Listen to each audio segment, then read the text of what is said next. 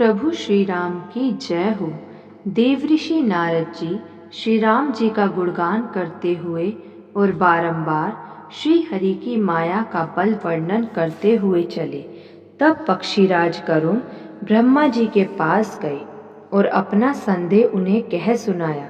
उसे सुनकर ब्रह्मा जी ने श्री रामचंद्र जी को सिर नवाया और उनके प्रताप को समझकर उनके अत्यंत प्रेम छा गया।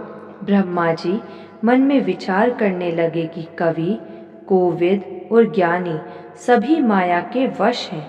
भगवान की माया का प्रभाव असीम है, जिसने मुझ तक को अनेकों बार नचाया है।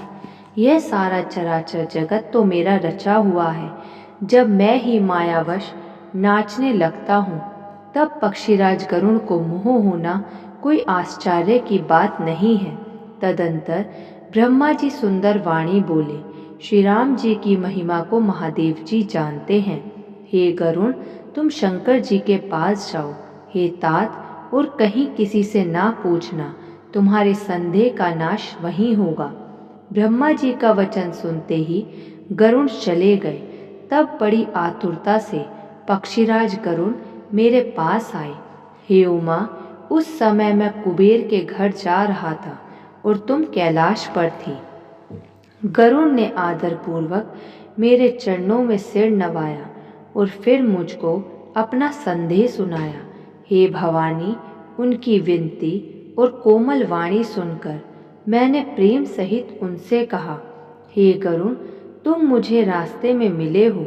राह चलते मैं तुम्हें किस प्रकार समझाऊं। सब संदेहों को तो तभी नाश हो जब दीर्घ काल तक सत्संग किया जाए और वहाँ सत्संग में सुंदर हरि कथा सुनी जाए, जिसे मुनियों ने अनेकों प्रकार से गाया है और जिसके आदि, मध्य और अंत में भगवान श्री रामचंद्र जी ही प्रतिपाद्य प्रभु हैं। हे भाई, जहाँ प्रतिदिन हरि कथा होती है, तुमको मैं वहीं भेजता हूँ। तुम जाकर उसे सुनो। उसे सुनते ही तुम्हारा सब संदेह दूर हो जाएगा और तुम्हें श्री राम जी के चरणों में अत्यंत प्रेम होगा। सत्संग के बिना हरि की कथा सुनने को नहीं मिलती। उसके बिना मोह नहीं भागता और मोह के गए बिना श्री रामचंद्र जी के चरणों में अचल प्रेम नहीं होता।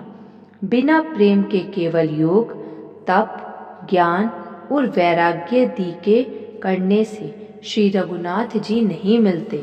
अतएव तुम सत्संग के लिए वहां जाओ, जहां उत्तर दिशा में एक सुंदर नील पर्वत है।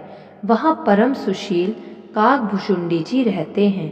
वे राम भक्ति के मार्ग में परम प्रवीण हैं, ज्ञानी हैं, गुणों के धाम हैं और बहुत काल के हैं।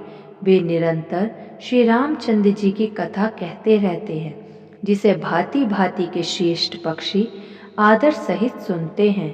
वहां जाकर श्री हरि के गुण समूहों को सुनो। उनके सुनने से मोह से उत्पन्न तुम्हारा दुख दूर हो जाएगा। मैंने उसे जब सब समझाकर कहा, तब वह मेरे चरणों में सिर नवाकर हर्षित होकर वहां चला गया।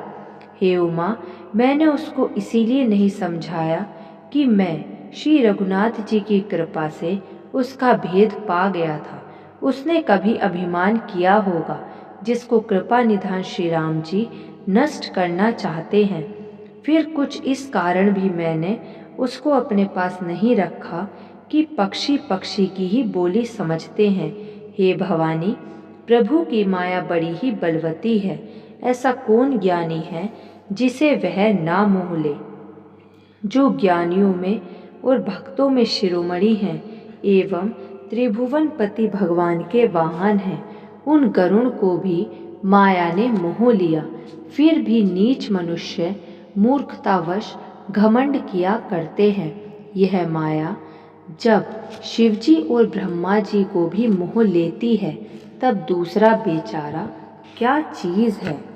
जी में ऐसा जानकर ही मुनि लोग उस माया के स्वामी भगवान का भजन करते हैं।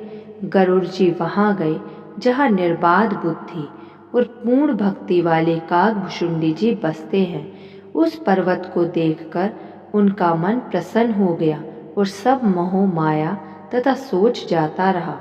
तालाब में स्नान और जलपान करने के वे प्रसन्न चित्त से वट वृक्ष के नीचे गए।